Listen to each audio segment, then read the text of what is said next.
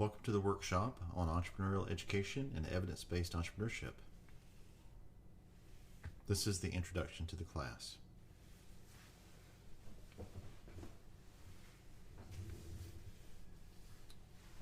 Why are we here?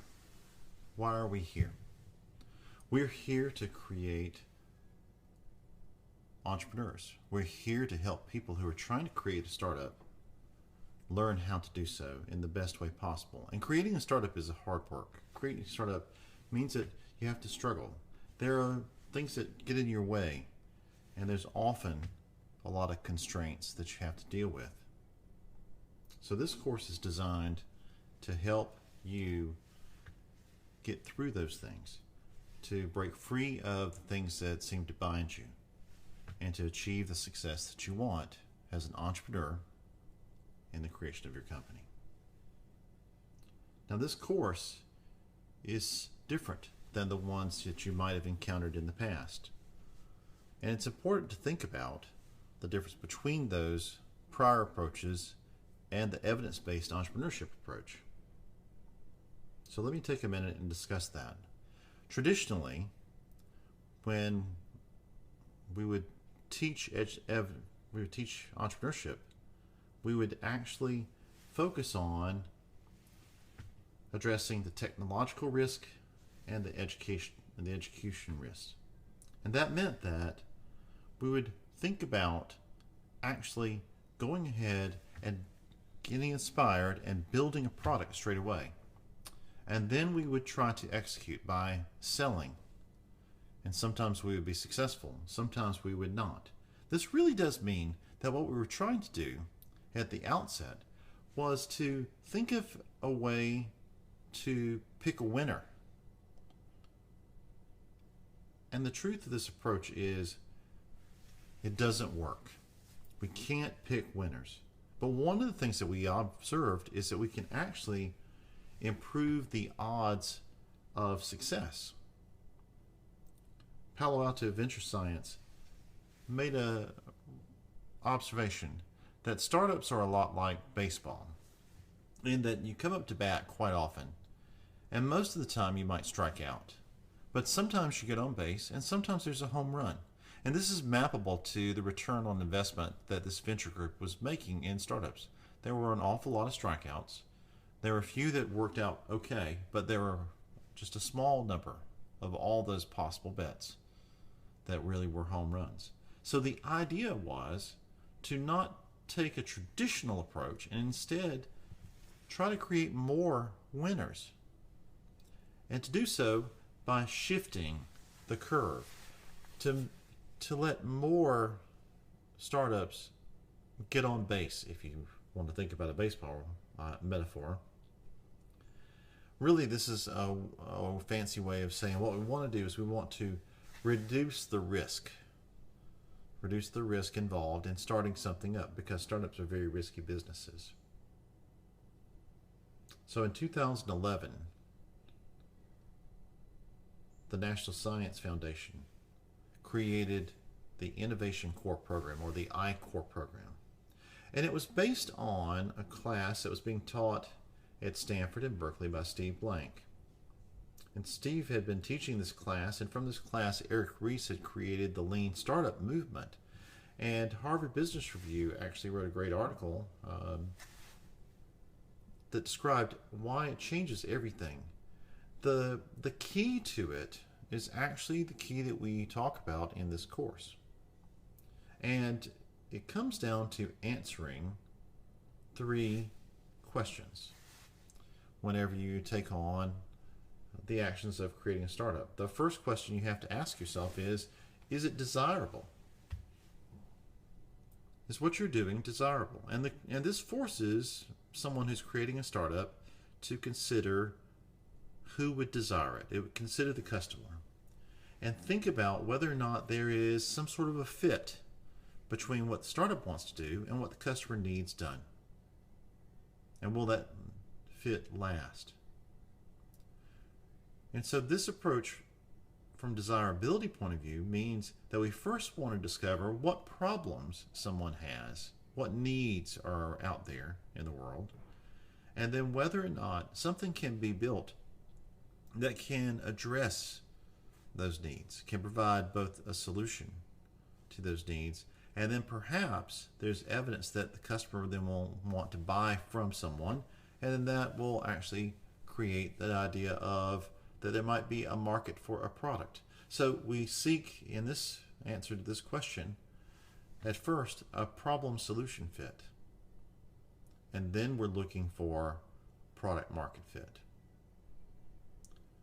The second question that a startup must answer is it feasible?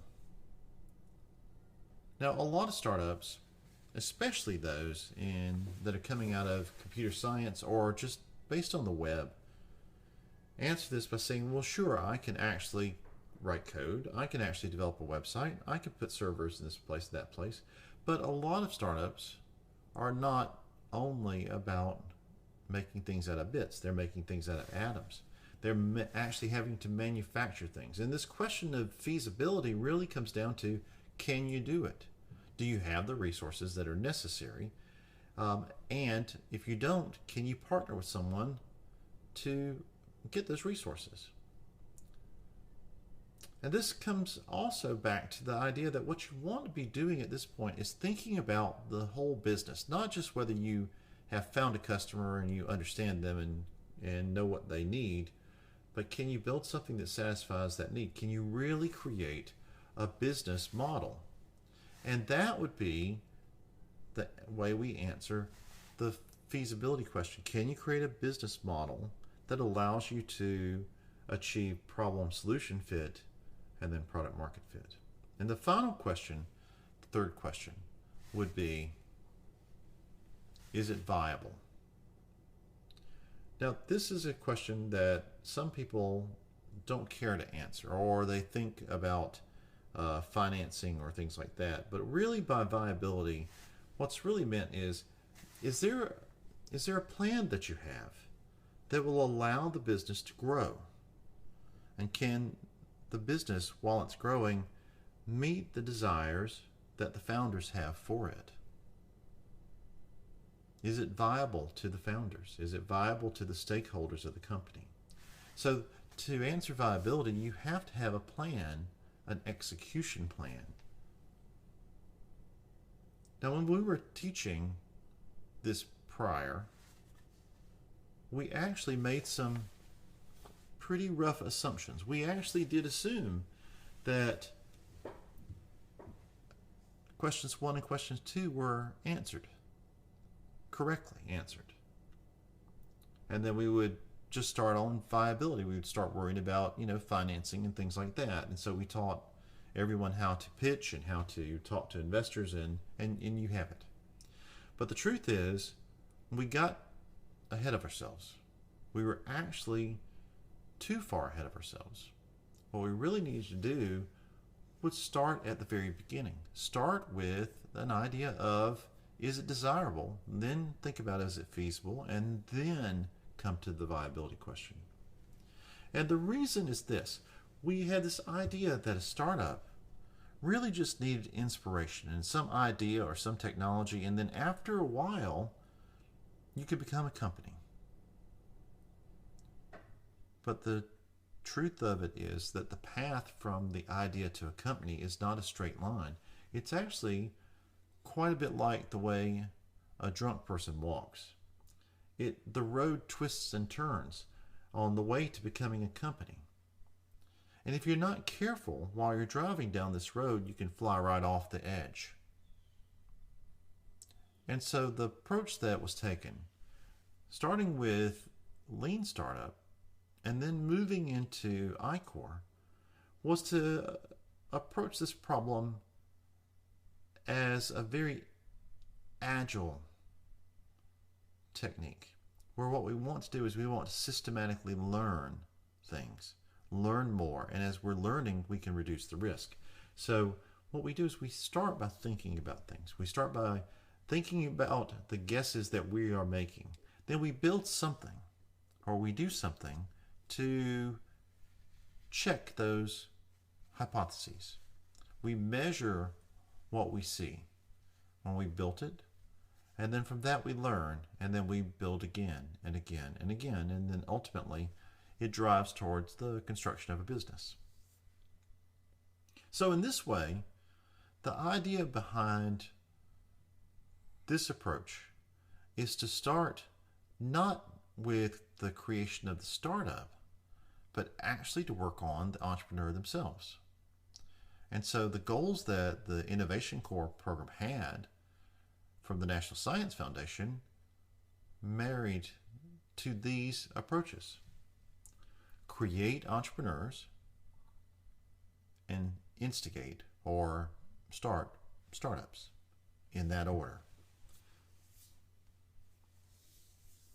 Now, one of the things that's very interesting, of course, now, as I am speaking to you in October of 2020, is that a lot of the time we're not in a traditional classroom anymore. Things are very, very different now when we teach this. You know, we're teaching in a remote way. We're teaching via Zoom. But even so, the way in which we actually communicate what's needed and conduct this process of learning actually is the same. There are two methods, two primary things that are present in the teaching of evidence-based entrepreneurship. And the first of those is that we use the same technique and we use the same tool. We use customer discovery and we use the business model canvas. By customer discovery, what I really mean is it's a part of this mapping of how a company is developed using evidence-based entrepreneurship, where you move from being a startup to becoming a company by going through 4 phases: customer discovery, customer validation, customer creation, and company building. And customer discovery is just simply the first step along this process of transforming a startup into a company. The way in which this is actually done is by conducting interviews, by talking to actual humans in the world and finding out what they need.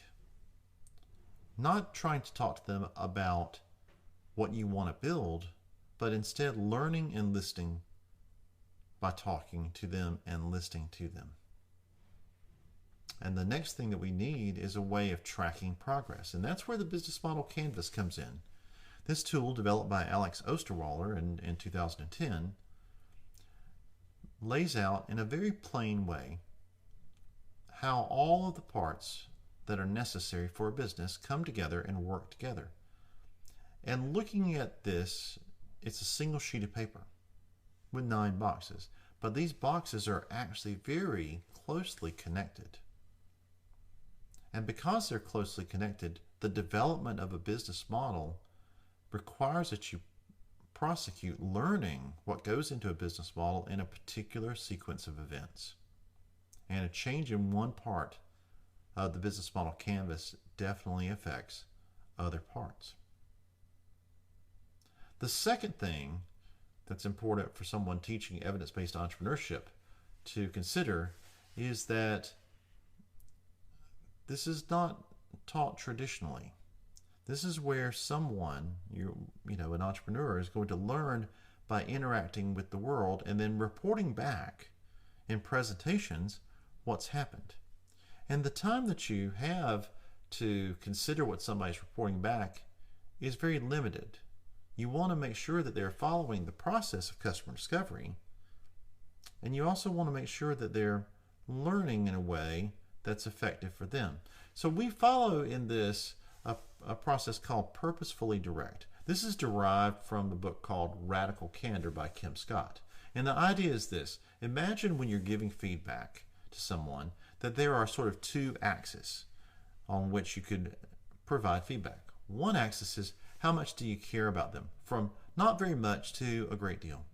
And another axis is how do you express yourself when you're talking to someone, from being very, very polite to being very, very blunt. So if we look at how we map perhaps each of these quadrants, what we want to be in the process of teaching evidence-based entrepreneurship is purposefully direct. We want to care very deeply and personally about the progress that someone is making, because after all, what we're here to do is create entrepreneurs, first and foremost, and second, to start a startup. So we have to be very, very blunt in our feedback because we don't have much time with each team and class. But we want to give the feedback in a way that shows that we also care very deeply. If you think about the way in which you might give feedback to someone with a problem in the world, if you think about if you observe somebody who was on their way to an important meeting and you noticed that they had toilet paper stuck to their shoe, there were a lot of ways you could express it. From being very manipulative or aggressive to being purposefully direct, where you might say, hey, listen, there's toilet paper stuck to your shoe. You should probably address that. So that's what we want. That's what we want everyone who teaches us to be, is purposefully direct. Care very deeply about creating entrepreneurs. And be very, very clear and blunt in your comments to them. There are expectations in the classroom. And the first expectation is that everybody in the class, everybody learning to be an entrepreneur, will do all of the work assigned. There's really no getting around it. There's a progression to the way the material is presented, and there's a way for you to measure each and every team. And so they have to do all the work. The other thing is they have to talk to humans, and they have to talk to a lot of them. And they might get out and talk to them in person, or they might be talking to them via Zoom or something like that. But the big idea here is to talk to more than 100 people, different people, strangers even. And another technique in the class is to be accountable by making presentations on a regular basis to everybody in the class. And in doing so, this will actually let you understand whether the team is making progress, and also allow you to invite other members of the class to listen carefully to how someone else is conducting customer discovery and reflect on their own path through it.